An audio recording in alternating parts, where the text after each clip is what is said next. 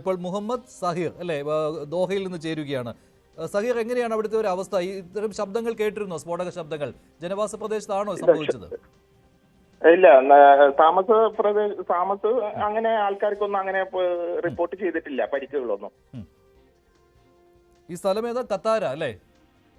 അതെ അതെ അതെ അതെ. അതിപ്പോൾ അവിടെ നിന്നുള്ള ഒരു വിവരം എങ്ങനെയാണ്? ഈ ഹമാസിനെ ലക്ഷ്യമിട്ടുള്ള ആക്രമണം അത് തന്നെയാണല്ലോ അല്ലേ?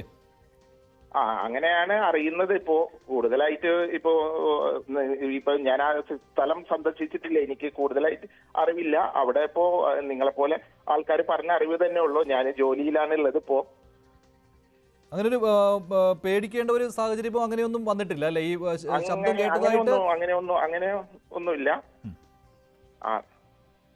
അല്ല, ഇങ്ങനെ വല്ല മുന്നറിയിപ്പോ അങ്ങനെ എന്തെങ്കിലും ഉണ്ടായിരുന്നോ നേരത്തെ? ഇത്തരം ആക്രമണങ്ങൾ ഉണ്ടാകാൻ സാധ്യതയെന്നോ മറ്റോ? ഇല്ല, അങ്ങനെ മുന്നറിയിപ്പുകളൊന്നും ഉണ്ടായിട്ടുണ്ടായിരുന്നില്ല.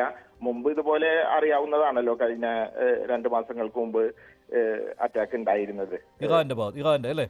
അതെ അതെ അതെ. ഇപ്പോൾ കുഴപ്പമൊന്നുമില്ല അല്ലെ? അങ്ങനെ ഒരു പേടിക്കേണ്ട സാഹചര്യമൊന്നും അവിടെ ഇല്ല. പക്ഷെ ഇങ്ങനെയാണ് സംഭവിച്ചിരിക്കുന്നത് എന്ന് ആളുകൾക്ക് മനസ്സിലായിട്ടുണ്ട് അല്ലേ?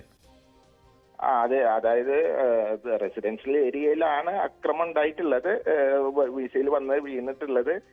അങ്ങനെ ഇതൊന്നും കൂടുതൽ വിവരങ്ങളൊന്നും പുറത്തു വിട്ടിട്ടില്ല, കാര്യങ്ങളൊന്നും. നമുക്കത് പറയാൻ ചില പരിധികളുണ്ടല്ലോ.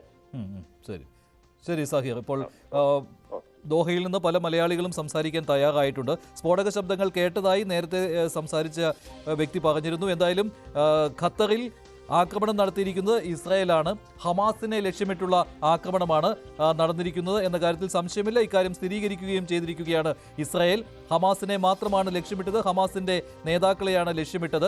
ഇസ്രായേലിൽ ഹമാസ് നടത്തിയ ആക്രമണത്തിനുള്ള പകരം വീട്ടൽ തന്നെയാണ്. അവരെ തെരഞ്ഞുപിടിച്ച് ഇല്ലാതാക്കുക എന്നുള്ളത് തന്നെയാണ് ലക്ഷ്യമെന്ന് ഇസ്രായേൽ സൈന്യം ഔദ്യോഗികമായിട്ട് അറിയിച്ചിട്ടുണ്ട്. ISIയുടെ സഹകരണവും ഇക്കാര്യത്തിൽ ഇസ്രായേൽ ഡിഫൻസ് ഫോഴ്സിനുണ്ട് എന്നുള്ള കാര്യവും സ്ഥിരീകരിച്ചിട്ടുണ്ട്. അതേസമയം ഖത്തർ പറയുന്നത് ഇത് ഭീരുത്വമായ സമീപനമാണ്, ജനവാസ മേഖലയെ ലക്ഷ്യമിട്ടു ഇസ്രായേൽ എന്നുള്ളതാണ്, അത് അപലപിക്കുന്നു എന്നുള്ള കാര്യവും പറഞ്ഞിരിക്കുന്നു. ഹമാസിന്റെ ഒരു പൊളിറ്റിക്കൽ ബ്യൂറോ ആണ് ദോഹയിൽ ഉള്ളത്. അവിടെ ഹമാസ് നേതാക്കളുമുണ്ട്.